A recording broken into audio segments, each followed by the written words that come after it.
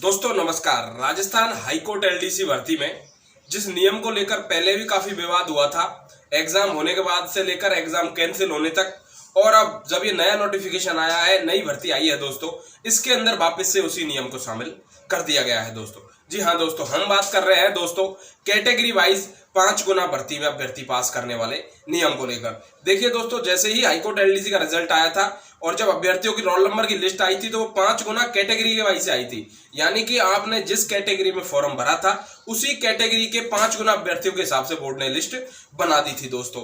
इस नियम को लेकर काफी ज्यादा विवाद हुए थे, हाईकोर्ट में याचिका लगी थी। हालांकि उन याचिकाओं पे कोई सुनवाई होती उससे पहले ही भर्तियों को रद्द कर दिया गया दोस्तों। लेकिन आरक्षण जो हमारे संविधान में बनाया गया है दोस्तों, उसके हिसाब से ये नियम बिल्कुल भी कहीं सही नहीं बैठता।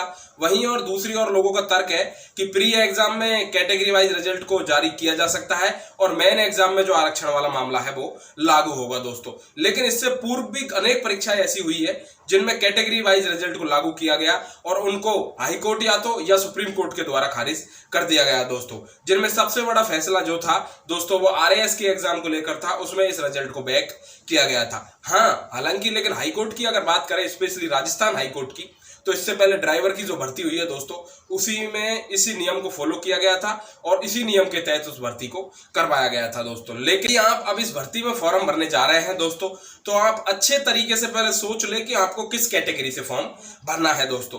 क्योंकि यदि आपने मान लीजिए ओबीसी कैंडिडेट है और यदि जनरल कैटेगरी से फॉर्म भर दिया तो आपका जो क्राइटेरिया है वो जनरल में शिफ्ट हो जाएगा, आपको ओबीसी में शामिल नहीं किया जाएगा दोस्तों। यदि आपने ओबीसी से फॉर्म भरा है तो आपको ओबीसी के ही 5 गुना अभ्यर्थियों में शामिल होने के लिए उस कट ऑफ को पार करना पड़ेगा दोस्तों। और यदि ये नियम कहीं ना कहीं गलत है, पहले से विवादों में है दोस्तों, और यदि आप इस पर आवाज उठाना चाहते हैं तो आपको अभी से ही इस पर आवाज उठानी होगी दोस्तों।